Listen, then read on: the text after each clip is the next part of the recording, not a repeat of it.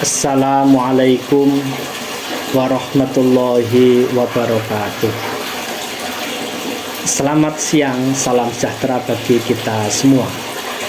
Teman-teman yang saya banggakan, pada kesempatan yang berbahagia ini kami akan menyampaikan tema terkait dengan pengelolaan diri.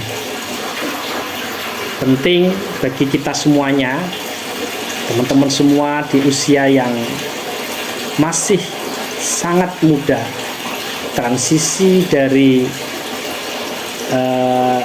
remaja ke dewasa, belum mengetahui bagaimana mengelola diri.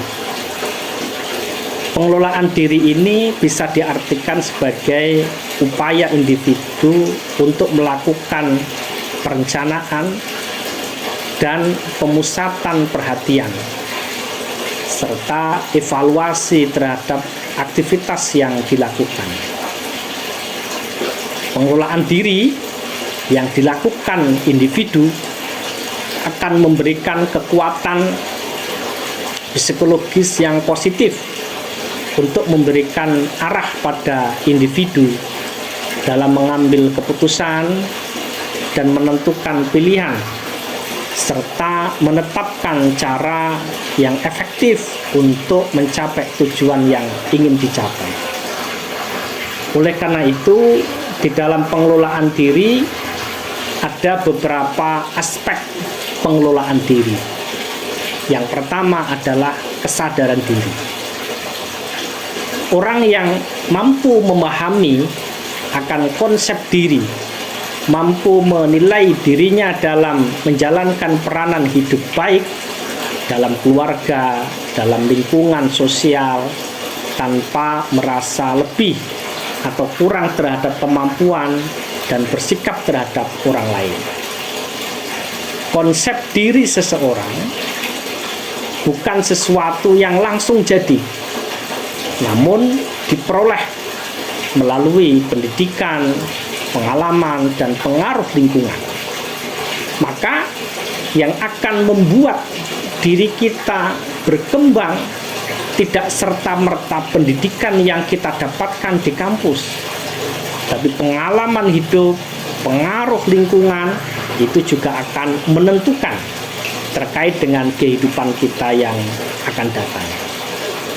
Oleh karena itu, konsep pengelolaan diri ini merupakan kesadaran, pemahaman terhadap dirinya sendiri, yang kemudian kita sadar siapa aku, apa kemampuanku, apa kekuranganku, apa kelebihanku, apa perananku, dan apa keinginanku.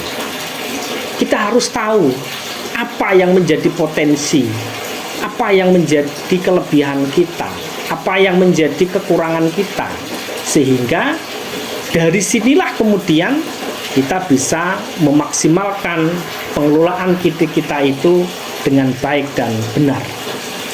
Ketika seseorang telah mampu memahami konsep dirinya dengan baik, maka kesadaran diri seseorang tersebut juga akan terlatih.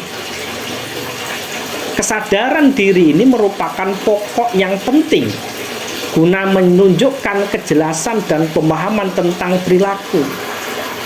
Kemampuan di mana seseorang dapat menempatkan dirinya pada situasi dan kondisi tertentu, dan kesadaran dirinya serta apa yang harus ia lakukan. Maka kesadaran diri ini adalah kemampuan untuk memahami emosi diri sendiri secara tepat dan akurat dalam berbagai macam situasi secara valid.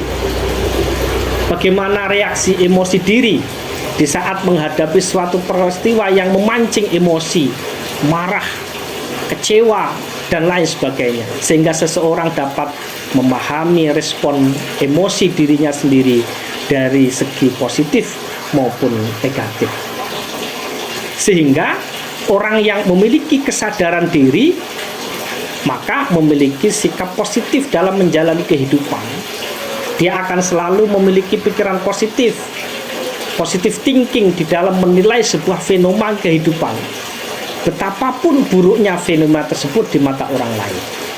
Maka orang yang mampu mengelola ini akan tidak mudah stres karena dia sudah menemukan bagaimana apa yang harus dilakukan di dalam realita kehidupan sehari-hari. Yang nomor 2, perlu ada namanya evaluasi diri. Jika harapan dan hasil pencapaian digambarkan sebagai dua buah lingkaran yang saling beririsan, maka semakin besar irisan yang terbentuk, semakin baik kualitas evaluasi diri yang telah Anda lakukan. Evaluasi ini secara sederhana dapat diartikan sebagai kegiatan untuk menganalisis pencapaian suatu hal yang telah direncanakan atau diharapkan. Kalau di dalam dunia pendidikan, ketika teman-teman semua mendapatkan IP, IPK, ketika kamu IPK-nya 4 atau IPK-nya 2, bagaimana evaluasi yang kita lakukan? Apa yang menjadi kelebihannya? Apa yang menjadi kekurangannya? Ini perlu adanya evaluasi diri agar aktivitasnya terus termonitor, tetap fokus pada tujuan yang telah direncanakan. Oleh karena itu, dalam berbagai macam pekerjaan, perjalanan waktu pasti akan mengalami berbagai macam tantangan, hambatan, dan hal tersebut dapat menjadi bagian daripada evaluasi kita. Jadi evaluasi terhadap diri dilakukan secara terus-menerus dan berkelanjutan seiring berjalannya proses usaha dalam mencapai apa yang telah direncanakan atau diharapkan. Oleh karena itu, prinsip evaluasi diri berorientasi pada tujuan untuk mengukur dan menilai suatu kemampuan untuk kinerja individu. Evaluasi diri ini menjadi penting dilakukan agar teman-teman menyadari kelemahan sekaligus kekuatan yang teman-teman miliki, termasuk bagaimana orang lain memandang kredibilitas Anda. Memiliki kesadaran tersebut, kemudian kita juga mampu membangun kepercayaan diri yang lebih tinggi, meningkatkan kemampuan dalam mengambil keputusan yang tepat, dan menciptakan relasi yang baik dan kuat dengan orang-orang yang ada di sekitar kita. Yang nomor 3, ada namanya keseimbangan hidup. Keseimbangan hidup manusia ini menjadi kunci utama dalam mencapai kesejahteraan dan kebahagiaan. Keseimbangan adalah salah satu hukum alam yang telah berlaku di setiap saat dan tempat. Ia semacam menjadi kompas yang memberikan arah yang tepat pada kehidupan manusia saat mengarungi samudra kehidupan. Manusia sebagai individu yang dikaruniai potensi jasmani, potensi rohani, potensi akal, perlu mendayagunakan potensi tersebut secara seimbang. Oleh karena itu, perlu adanya pengelolaan diri. Kita tidak boleh seharian penuh tidur terus. Kita juga tidak boleh seharian penuh kita belajar. Maka harus ada keseimbangan. Harus seimbang. Kapan kita harus istirahat, kapan kita harus makan, kapan kita harus kuliah, kapan kita harus mengaji, kapan kita harus beribadah, kapan kita harus istirahat. Itulah keseimbangan. Oleh karena itu, keseimbangan ini akan dapat membantu individu dalam mengelola dirinya. Kemudian, di dalam kehidupan kita, selain keseimbangan, juga perlu adanya tujuan dan perencanaan. Bahwa kehidupan kita perlu adanya perencanaan yang matang. Ada 7 aspek penting dalam kehidupan normal kita sehari-hari. Yang pertama adalah aspek spiritual yang meliputi hubungan kita dengan Tuhan.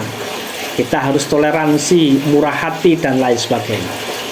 Yang nomor 2 ada namanya aspek kesehatan yang terdiri atas berpikir sehat, pola makan yang sehat, olahraga, dan lain sebagainya.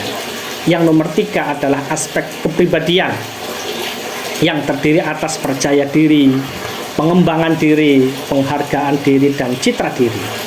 Yang nomor 4 ada aspek keluarga, meliputi hubungan dengan keluarga, hubungan dengan orang tua, anak, suami, dan istri. Ada namanya aspek sosial yang mencakup hubungan dengan masyarakat dan kemampuan untuk berinteraksi dengan orang lain. Yang nomor 6 ada aspek profesi, terdiri atas tujuan bekerja, pekerjaan, prestasi, dan perbaikan keterampilan. Dan yang nomor 7 adalah aspek material, terdiri atas pendapatan yang ada dan target keuangan yang akan dicapai. Disadari atau tidak, kita selalu menggunakan 7 aspek itu dalam kehidupan sehari-hari. Namun sebagian orang saja terkadang hanya mempraktekkan aspek profesi dan material saja, namun tidak memperhatikan aspek spiritual dan kesehatan. Oleh karena itu, agar kehidupan kita lebih efektif, bahagia, mendapatkan ketenangan hidup, maka tujuan hidup kita harus jelas. Setidaknya 7 aspek kehidupan tersebut itu tercapai di dalam kehidupan kita sehari-hari. Apalagi teman-teman semuanya di usia-usia mahasiswa, di usia 20-an memiliki fase kecenderungan untuk dilematik akan kehidupan. Ini sangat rentang bagaimana kita harus mampu mengelola kehidupan kita dengan baik dan bijak, karena sangat berpengaruh untuk kehidupan kita sehari-hari. Yang selanjutnya adalah perlu adanya prioritas dan manajemen waktu. Kita harus sadar bahwa mencari ilmu di Universitas Jenderal Sudirman tidak akan lama, hanya berkisar 4-5 tahun. Perlu kita membuat planning, perlu mengelola waktu yang efektif karena memiliki target-target yang harus kita jalankan. Oleh karena itu, kalau kita melihat terkait dengan manajemen waktu, maka kita harus menetapkan tujuan kita. Kapan kita menyusun prioritas, kapan kita menyusun jadwal, kapan kita bersikap asertif, bersikap tegas, menghindari penundaan, dan meminimalkan waktu yang terbuang, serta meningkatkan disiplin diri. Berdisiplin diri akan berimplikasi pada konsistensi dan pembentukan pola hidup yang lebih teratur dan efektif, karena kita juga dibatasi oleh waktu. Yang selanjutnya adalah pengembangan diri. Ini penting untuk membuat strategi, metode yang digunakan, yang diupayakan oleh individu untuk melakukan pengembangan terhadap persepsi diri, bakat, potensi, keterampilan, dan kemampuan. Tujuannya adalah meningkatkan kualitas kepribadian dan kualitas hidup. Oleh karena itu, pengembangan diri ini menjadi sangat yang luar biasa, karena pengembangan diri sebenarnya dalam rangka melihat diri kita, bagaimana potensi, tujuan, peluang, imajinasi yang kemudian perlu kita kembangkan secara lebih maksimal. Dan yang terakhir adalah komunikasi yang efektif. Bagaimana kemudian kita harus berupaya mampu komunikasi dengan efektif. Seringkali kita gagal di dalam proses pekerjaan, gagal mendapatkan penghasilan karena ketidakmampuan kita di dalam berkomunikasi. Kita harus memperhatikan bagaimana kita mau menghargai, mendengarkan lawan bicara, mengajukan pertanyaan yang disampaikan oleh lawan bicara, memerlukan tanggapan, bisa juga dengan mengajukan pertanyaan, memberikan informasi dengan jelas, ya, mengombinasikan komunikasi verbal dan nonverbal, dan lain sebagainya. Sehingga kalau kita sudah melakukan itu, kita juga mampu untuk memanage, namanya manajemen stres. Ya. Stres ini merupakan gangguan yang terjadi pada tubuh dan pikiran yang disebabkan karena perubahan atau tuntutan kehidupan. Oleh karena itu, orang yang mampu memanage, mengelola diri dengan baik, maka orang-orang itu akan terhindar, mampu memanage stres dengan sebaik-baiknya. Oleh karena itu, mari di usia yang sangat produktif ini kita mengembangkan potensi yang kita miliki. Selamat melaksanakan perkuliahan di Universitas Jenderal Sudirman. Kelola diri, jangan sampai stres. Rencanakan dengan matang kapan kita harus kuliah, kapan kita harus selesai, dan kapan kita bisa wisuda dan mendapatkan kerja. Terima kasih, kurang lebihnya mohon maaf. Selamat siang. Wassalamualaikum warahmatullahi wabarakatuh.